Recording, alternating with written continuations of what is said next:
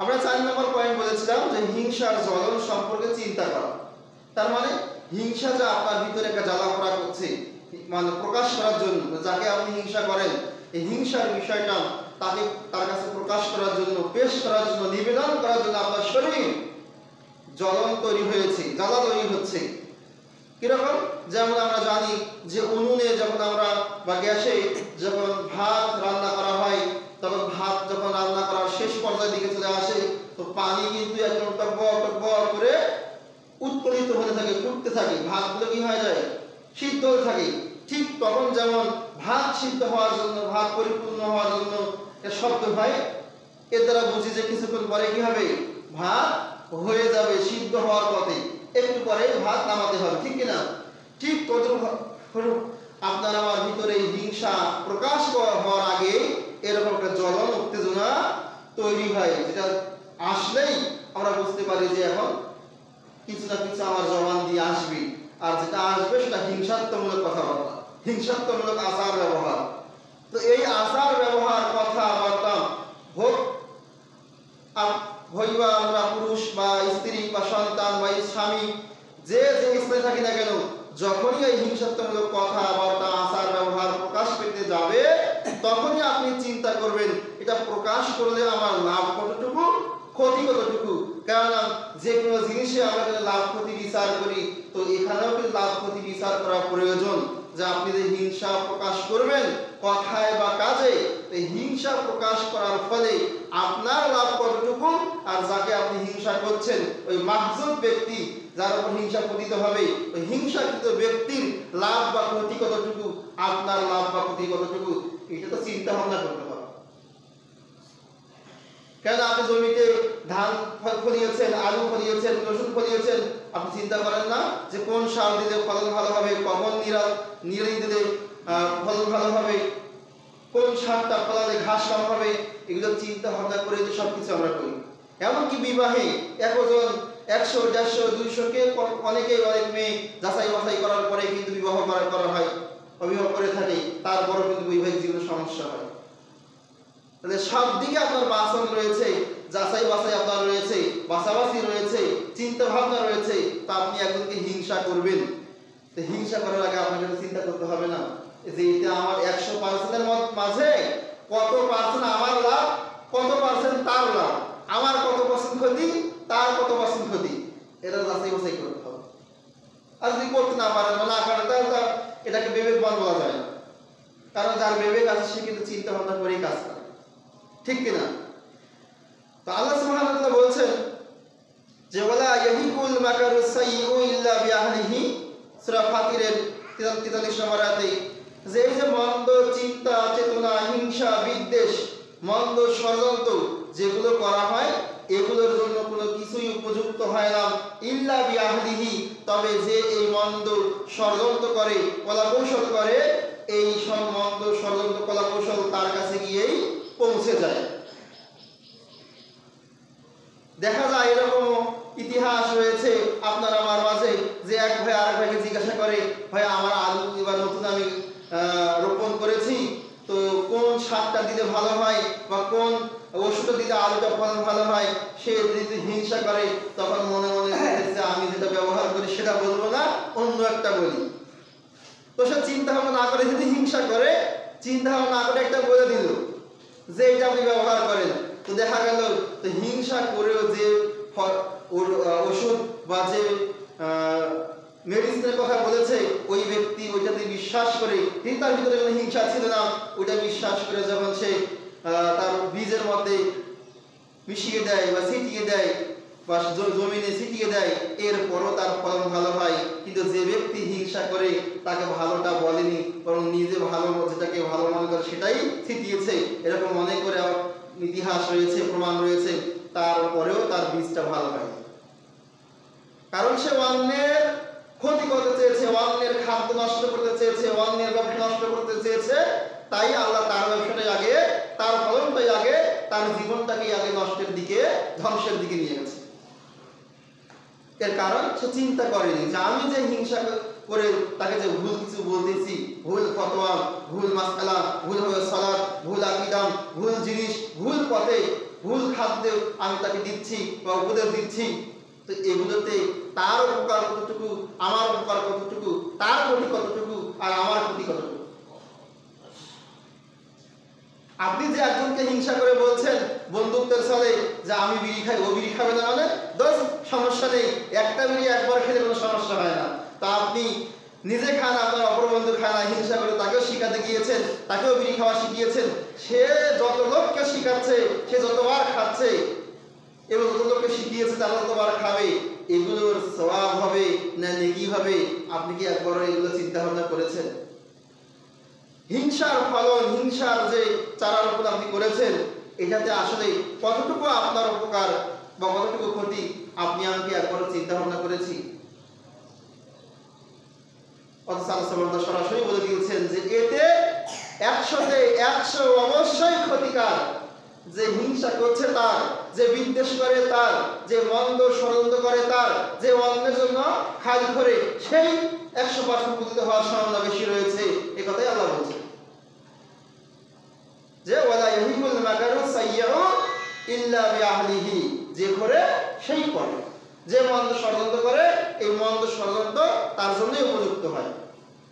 এই কারণেই তো বিখ্যাত ফকিহ আবুল লাইস আস-সামারকান্দি রাহিমাহুল্লাহ তিনি বলছেন, যে আমরা কতদিন বলেছিলাম যে ইয়াসিলুল হাসিদি খামসু উকুবাতিন ক্বাবলা আন ইয়াসিলা হাসাদুহু ইলাল মাহসুদ, যে হিংসাকারীর হিংসার যে বিষয়, এই বিষয় মাহসুদের কাছে, যাকে হিংসা করছে ওই ব্যক্তির কাছে হিংসার বিষয় পৌঁছার আগেই হিংসুক ব্যক্তির কাছে 5 ধরনের শাস্তি উপস্থিত হয়, 5 ধরনের শাস্তি তার কাছে এসে পতিত হয়।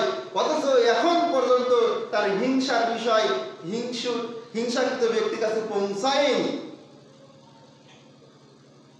মানে আমি যাকে হিংসা করছি তার কাছে যে বিষয় হিংসা করেছি, হোক সে নারী বা পুরুষ, যে বিষয় হিংসা করেছি ওই হিংসার বিষয় তার কাছে, মানে হিংসাকৃত ব্যক্তির কাছে পৌঁছার আগেই ইমামগণ বলছেন যে আপনার আমার কাছে ক্ষতি আসে। তো এদের মধ্য থেকে ইমাম সামরকান্দি বলছেন যে 5 ধরনের শাস্তি আসে। অথচ এখনো যাকে আপনি হিংসা করেছেন সে এখনো 0% শাস্তি পায়নি। আপনার হিংসার 0% তার কাছে পৌঁছে যায়নি। 0% পৌঁছার আগেই, 0% পৌঁছার আগেই এখনো 0ই আছে, এখনো ওখানে পৌঁছে 1 হয়নি, বা 0.1 0.2 এখনো হয়নি, 0ই আছে হিংসার বিষয়, এখনো যা পৌঁছেইনি, পৌঁছে যোগ হতে তখন তো হবে 1-2 বাড়বে, তাই নাকি? হিংসার বিষয় এখন 0 আছে না? যাকে হিংসা আপনি করেছেন তার কাছে হিংসাটা যাওয়া লাগবে, তো না যাওয়া পর্যন্ত হিংসার বিষয় তার কাছে কি 0, তো ওই 0ই আছে, এখনো বাড়েনি, মানে আপনার হিংসা তার কাছে গিয়ে পৌঁছায়নি। তার আগেই আল্লাহর তরফ থেকে আপনার কাছে, আমার কাছে, মানে ওই হিংসুক ব্যক্তির কাছে 5 ধরনের শাস্তি আসে। তাহলে এটা যদি কেউ চিন্তা করে, ওই হিংসুক ব্যক্তি চিন্তা করে যে আমি যার ক্ষতি চাচ্ছি তার কাছে ক্ষতি পৌঁছার আগেই আমার কাছে 5 ধরনের ক্ষতি আসবে, তাহলে সে হিংসা করবে? তো না জানার কারণে একজন পুরুষ, একজন নারী, একজন ভাই, একজন বোন, একজন স্বামী, একজন স্ত্রী একে অপরকে হিংসা করে যাচ্ছে, ঠিক কিনা? তো সেই 5 ধরনের শাস্তি কি? প্রথম হচ্ছে গম্য চিন্তা চেতনা তাকে ঘিরে রাখবে, চিন্তা তার থেকে দূরীভূত হবে না। লা ইউনকাতাউ, এই চিন্তা চেতনা তার থেকে দূরীভূত হবে না, সব সময় এই হিংসার চিন্তা চেতনা তাকে থাকবে। কারণ দেখতে পাচ্ছে, সে তো বুঝতেছে না সে ক্ষতি পাচ্ছে, কিন্তু 5 ধরনের ক্ষতি তার কাছে তো আসবেই।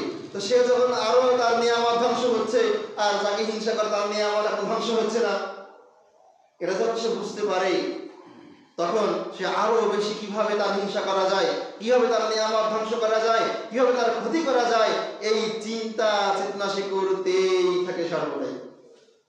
তো যতই চিন্তা চেতনা তার বাড়বে এবং সবসময় করতে থাকবে, তখন তার ইবাদতের সময় ছুটে যাবে। কারণ যে সময় যদি সে একবার সুবহানাল্লাহ বলতো, জান্নাতে একটা খেজুর গাছ রোপণ হতো। একবার সুবহানাল্লাহ দুনিয়াতে বললে জান্নাতে একটা খেজুর গাছ রোপণ হয়ে যায়। এই সুবহানাল্লাহ বলার সময় কত সুবহানাল্লাহ সে বলতে পারতো, যে সময় সে ওই হিংসার বিষয় নিয়ে চিন্তা ভাবনা করছে। তো বড় বড় বিষয় ইবাদতের বিষয় তার থেকে ছুটে যাবে এই চিন্তা করার কারণে। এই চিন্তা করার কারণে তার ব্রেন নষ্ট হয়ে যাবে, তার ব্রেন অকেজ হয়ে যাবে, তার স্মৃতিশক্তি নষ্ট হয়ে যাবে, সে নিজের পরিবারের খেয়াল নিতে পারবে না, খোঁজ খবর তেমন নিতে পারবে না, কারণ সে সবসময় অন্যের ক্ষতির চিন্তায় থাকবে, নিজের পরিবারের হক সে আদায় করতে পারবে না। এটা হলো 1 নম্বর শাস্তি। 2 নম্বর শাস্তি হচ্ছে মুসিবাতুল লা ইউজারু আলাইহা। সেটা তো মুমিন, কিন্তু হিংসুক মুমিন। কি মুমিন? হিংসুক মুমিন। তো হিংসুক মুমিন হওয়ার কারণে, চাই সে নারী বা পুরুষ যেই হোক না কেন, হিংসুক মুমিন হওয়ার কারণে সে বিপদে পড়লে কোনো সওয়াব পাবে না।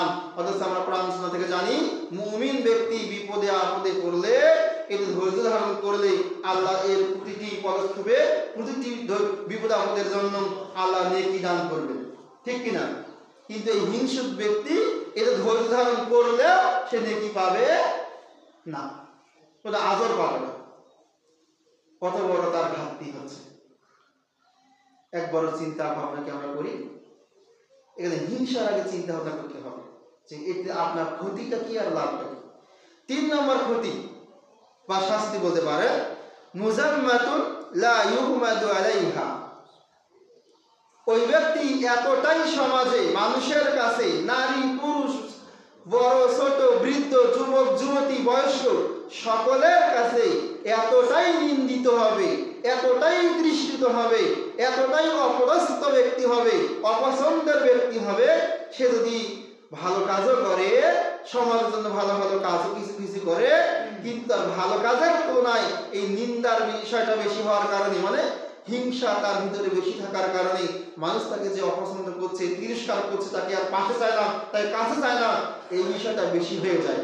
যার কারণে সে সমাজের জন্য ভালো কাজ করলেও আর প্রশংসা পায় না।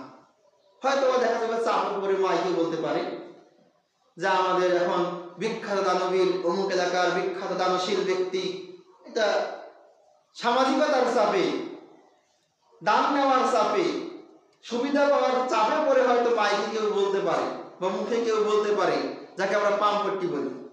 গ্রাম ভাষায় কি বলে? পাম্পট্টি দেয়, পাম্প মারে, বলে না? তার মানে কি, যে বাস্তবে যে বলছে সে ব্যক্তি তাকে পছন্দ করে না। এখন সমাজ মেনটেন বলে একটা কথা, যার তার প্রশংসা করছে, চেয়ারম্যানের চরিত্র ফুলের মতো পবিত্র। অথচ তার কাছে জিজ্ঞেস করবেন চেয়ারম্যানের চরিত্র কেমন, বলছে যে মদ খায়, এ করে, ও করে, এমুক তমুক। কিন্তু ওই সময় সমাজ মেনটেন বলতে টাকা পাবে, সুবিধা পাবে, এ পাবে, ও পাবে, এরকম বিভিন্ন সুবিধা পাওয়ার জন্য এই কাজগুলো সে করে থাকে। তাহলে এরকম অনেক উদাহরণ রয়েছে যে হিংসুক ব্যক্তিরা ভালো কাজ করলেও তাদের হিংসার পরিমাণ বেশি থাকার কারণে, তারা নিন্দিত হওয়ার বিষয়টা বেশি পরিমাণ থাকার কারণে এই ভালো কাজ করার পরে কোনো দাম তারা পায় না। 4 নম্বর শাস্তি হচ্ছে সাকাতুর রব। স্বয়ং যে আল্লাহ তাকে সৃষ্টি করেছেন সেই আল্লাহ ওই হিংসুক নারী, হিংসুক স্বামী, হিংসুক স্ত্রীর প্রতি, হিংসুক শ্বশুর শাশুড়ির প্রতি আল্লাহ সুবহানাহু ওয়া তাআলা রাগান্বিত থাকেন। ততক্ষণ পর্যন্ত রাগান্বিত থাকে যতক্ষণ ওই ব্যক্তিদের ভিতরে হিংসা থাকবে, ততক্ষণ পর্যন্ত আল্লাহ আপনার প্রতি রাগান্বিতই থাকবেন। আর আল্লাহ যদি আপনার উপর রাগান্বিত থাকেন, আপনি কি যে কোনো কাজে সফল লাভ করতে পারবেন? কিন্তু আপনি সফল লাভ করতে পারেন কেন? ওই যে আপনার পাশে হিন্দু আছে, সফল লাভ করতে পারে না, লাখ লাখ টাকা ইনকাম করে না, তার জমিতে ভালো ফসল হয় না। ওই যে বিধর্মী আছে, ইহুদি নাসারা আছে, তারা ভালোভাবে টিকতেছে না, তারা ভালো পোশাক, ভালো গাড়ি বাড়ি ভোগ করতেছে না। তারা যে কারণে ভোগ করে, আপনিও আল্লাহ আপনার প্রতি রাগ করা সত্ত্বেও আপনার প্রতি দয়া করছেন। কেমন? ওই যেমন বিধর্মীদের দয়া করে। শুধু তাই নয়, আপনাকে দিচ্ছে কেন?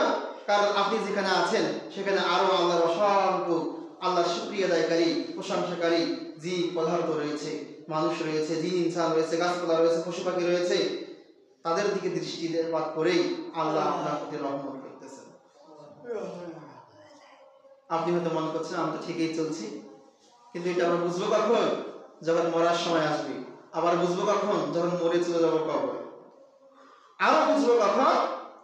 যখন কিয়ামতের সময় আসবে, কিয়ামত চলে আসবে, হিসাব নিকাশ হবে, জান্নাত জাহান্নাম ফয়সালা হবে, তখন আমরা বুঝবো। সম্মানিত উপস্থিতি, এরপরে ৫ম নম্বর শাস্তি আসবে ইউগলাকু আনহু বাবুত তাওফিক, সহায়তার দরজা, তাওফিকের দরজা, সহায়তার দরজা, সাহায্যের দরজা বন্ধ হয়ে যাবে। আপনি আমি জানি যে শেষ রাতে প্রতিদিন আল্লাহ সুবহানাহু ওয়া তাআলা দুনিয়ার আসমানে আসেন এবং বলেন, আমার বান্দাদের মধ্যে কে আছে আমার কাছে চাও আমি দেব, কে ক্ষমা চাও ক্ষমা করে দিব, কে রিজিক চাও রিজিক দেব, কে কি চাও আমি দিয়ে দিব। বুখারী মুসলিমের স্পষ্ট হাদিস, অসংখ্য গ্রন্থে আসছে। তো আপনি বাস্তবে আপনার মনে হিংসা আছে ঠিক, কিন্তু আপনি হাদিসের উপর আমল করেন, প্রতিদিন আপনি শেষ রাতে যখন হয় তখন আপনি তাহাজ্জুদ নামাজ 2 রাকাত হোক, 4 রাকাত হোক, 6 রাকাত হোক, 8 রাকাত হোক, আপনি আপনার সাধ্য অনুযায়ী পড়েন, পরে আল্লাহর কাছে প্রতিদিন কান্নাকাটি করে অনেক কিছু চান, বৈধই চান, কিন্তু অনেক কিছু চাচ্ছেন, কিন্তু আপনার কোনো আশায় আল্লাহ পূরণ করছে না। কিন্তু একবার করে ভেবেছেন কেন করছে না? কারণ আপনাকে সাহায্য করবে, সহায়তা করবে, আপনার দোয়া কবুল হবে, এই দরজায় তো আপনি বন্ধ করে দিয়েছেন।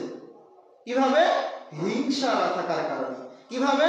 হিংসা করার কারণে, হিংসাত্মক মন আপনার ভিতরে থাকার কারণে, হিংসা বিদ্বেষ আপনার ভিতরে পোষণ করার কারণে আপনি আমি নিজে থেকে আল্লাহ যা আপনাকে আমাকে সহায়তা করবেন, সাহায্য করবেন, আপনার আমার তাকে সাড়া দিবেন, এই সাড়া দেওয়ার দরজা, এই সহায়তার দরজা আপনি আমি তো বন্ধ করে দিয়েছি।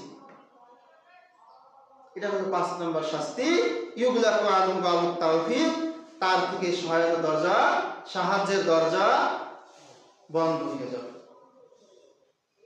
অথচ আল্লাহর সাহায্যে আমরা চলতে পারি না, যার কারণে দেখা যায় যে আজকে এমনভাবে আমরা চলছি মনে হচ্ছে যে আমরা নিঃস্ব, সাহায্য করার মধ্যে কেউ নেই, এভাবে আমরা চলছি। অথচ সাহাবায়ে কেরাম তাদের কিছুই ছিল না, তারপরে সম্মানের সহিত আল্লাহর সাহায্য সবসময় তারা পেতেন, সেভাবে চলতেন। আজকে আমাদের ইনকাম সোর্স বেশি, আবাদ সুবাদ বেশি, তারপরেও আমাদের মনে শান্তি নেই, প্রশান্তি নেই, পরিবারে প্রশান্তি নেই, শান্তি নেই, জামাতে শান্তি প্রশান্তি কিছুই নেই। এগুলো ভাবতে হবে কেন নেই। তাহলে আমরা জানতে পারলাম যে হিংসা যদি আপনার আমার ভিতরে থাকে, 5 ধরনের শাস্তি হিংসুকের কাছে, মানে হিংসাকৃত ব্যক্তির কাছে হিংসার বিষয় পৌঁছার আগেই আপনার আমার কাছে 5 ধরনের শাস্তি অবশ্যই আসে। তো আমাদের কল্যাণের জন্য হলেও যেন আমরা অন্যের হিংসা না করি। আল্লাহ সেই তৌফিক দান করুন। আল্লাহুম্মা আমিন।